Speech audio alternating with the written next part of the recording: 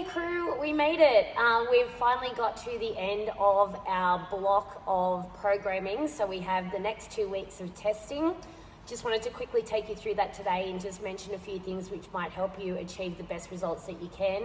We've done all the hard work, guys. We've gone through hypertrophy, we've done our power phase, we've deloaded, and we've really done some hard work with our peak weeks, and I can see that you guys are already hitting volume for your old numbers, which used to be your 1 rep maxes, which is great. So everything from now is a bonus.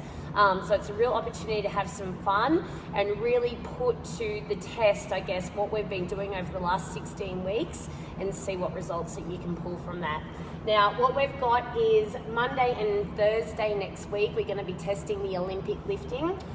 They're a little bit more harsh on the central nervous system because they do require a lot more of those messages, obviously, from the brain, from that coordination, a bit more with your mobility too in some cases.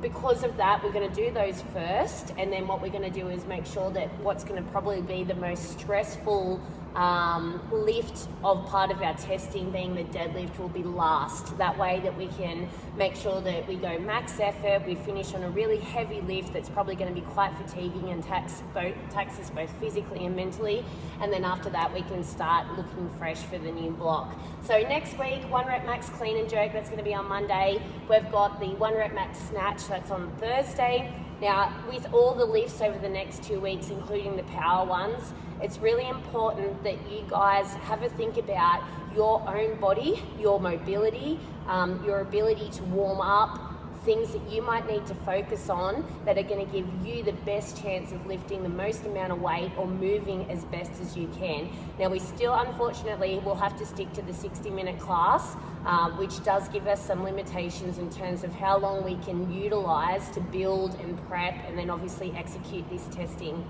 Now, as a result of that, what I ask is that if you have any particular areas that you might need to spend a bit more time on to get warmed up or get prepped for that, that you come in where you can a little bit early and start doing those things. So that way when we get the class started, you're already underway and you know that you're going to be able to pick up where everyone else is and effectively do your lifts and hopefully get a new 1 rep max or something close to that, which may be better form. There's a number of ways that progress can be shown. It may feel more comfortable, it may move quicker, and you know, all of those things are very valuable and can be transferred to the next block of training that we have.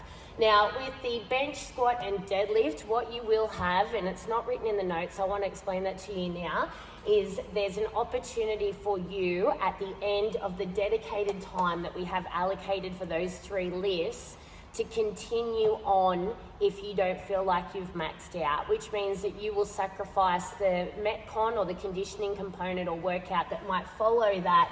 Instead, you'll stay on your barbell and you'll continue to progress on the lift. Now, that's only going to be for the bench, squat and deadlift, and that's purely from a safety perspective, okay? So when we're getting tired, and we are more likely to get more tired quickly with the clean and jerk and the snatch because it does require more of that central nervous system, you then put yourself at risk of injury and also fatigue. It is unlikely that you will be able to progress and get a heavier lift once you've gotten tired under those lifts.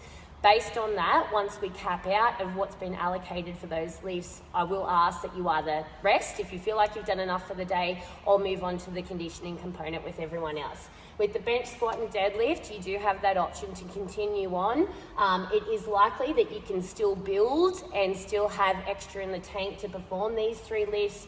It is a safer way to fail those lifts too. So obviously with bench, we've got our spotters, squat, we've got our spotters, and with your deads, if you simply can't lock out, then of course it's safe to just drop the bar or put it back on the ground, okay? So for those reasons, I ask that you follow those 2 formats for the next 2 weeks.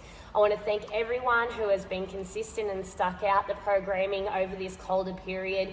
I know it is quite cool in the morning, and the 5 a.m. has been very engaging and exciting to be a part of, which is great. That's building. The afternoons are always great. Thank you to the coaches who have been able to execute the programs consistently for each class. And I just really want to see everyone have a good time, support each other. I know I don't need to ask for those things because they're going to happen naturally. Get your cameras out, video your lifts, share them on social media. I can't wait to see them. All the ones that I don't get a chance to see, I'll get around to as many as I can. I'm going to be putting them all over social media. So, you know, if there's anything that you want to see out there and you're really proud of, I really want you to try and share that and help me promote the really good things that we do here. So good luck, everyone. I will see you Monday. Clean and jerk, and let's do it.